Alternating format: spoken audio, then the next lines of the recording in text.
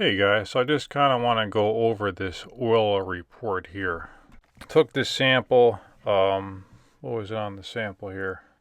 Around March of 2025, and I did one about a year before that. First sample came back with, we'll go over the details here, but let's just start with this report.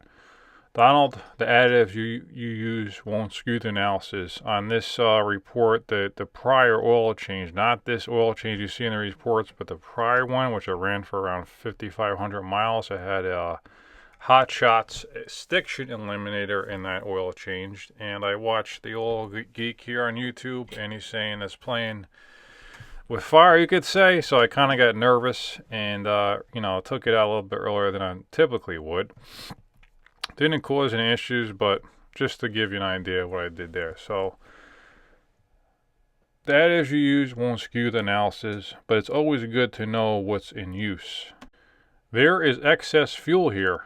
4% is more than we can attribute to normal operation like idling, and it's not enough to suspect a fuel system issue. So monitor for a rising oil level on the dipstick. Where metals increased, but chrome is the only one out of healthy range. It doesn't take much chrome to show an issue at piston rings, so this is worth watching. If fuel is causing the oil to rise, you may not notice excess oil consumption. Check back on chrome and fuel in 5K miles. Okay, so this is what I'll put at this part of the video.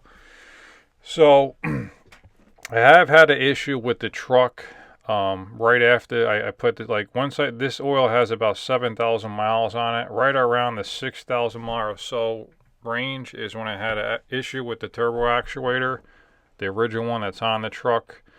So I got a aftermarket one put in there, put in the seated diesel turbo actuator, and ever since then I put this actuator in the truck. When it goes in the regen, now I have a tradesman, so I don't have anything on the dash telling when it's actually in regen. I could just smell it. But anyway, since it's going into regen, I put this turbo actuator in there. And I know it's in regen because I could smell it. The truck will kind of surge a little bit at idle when I'm in drive. I'm slowing down. I can hear it downshift, and it just idles different, and it starts surging a little bit. It just sounds different. But once I get on the throttle again, it goes away. And it does that until the regen is done, depending how I'm driving, anywhere from 15 minutes to 45 minutes, how long the regen continues. But it's been doing that steadily through. Took it to the diesel shop. I told them everything. They checked it out, took it for a ride, put their scan tool on there. Couldn't find anything. Until recently, I got a check engine light, finally. That's what the diesel shop says. Just keep an eye out, see if you get an engine light, check engine light. So I finally did. And it was not what I predicted to be. I was thinking maybe the DPF is clogging up. It's going to regens more often, which it is every 200 or 300 miles with more regens. But that's not the issue. DPF is fine. I got a code for EGR cooler bypass valve. So I don't know if it's actual valve or not, or the cooler clogging up, because I have to clean that at some point soon here. But I cleared the code, and it's been about 1,000 miles, maybe 2,000 miles since I had that issue, and the code hasn't come back. I've checked on some of the Cummins forums and put this whole issue online and try to figure out what's going on. And the only thing I got back is that the EGR system is passing a little bit too much of the soot over time, and that's making it go into regen more, and maybe that has to do with the surging there during regen. I don't know. But back to analysis here, you could see that aluminum is within universal averages. Chrome is the problem. The universal averages is around 3 or 1, depending on which gray section that you look at here. What I can say about the sample is that it could be contaminated. I did call Blackstone Labs that took this test and asked them, hey, what happened was I drained the oil, and if you guys ever do this, sometimes you pull the plug if the engine's a little bit warm, and the stuff will hit the pan and just spray everywhere. And that's happened to me. This is the second time now, ever. in my lifetime of doing work on cars that this has ever happened, but I have a solution for that. But anyway, it bounced off the pan and said, all right, it's making them best, but let me just grab the oil sample and try to get a sample. So I did.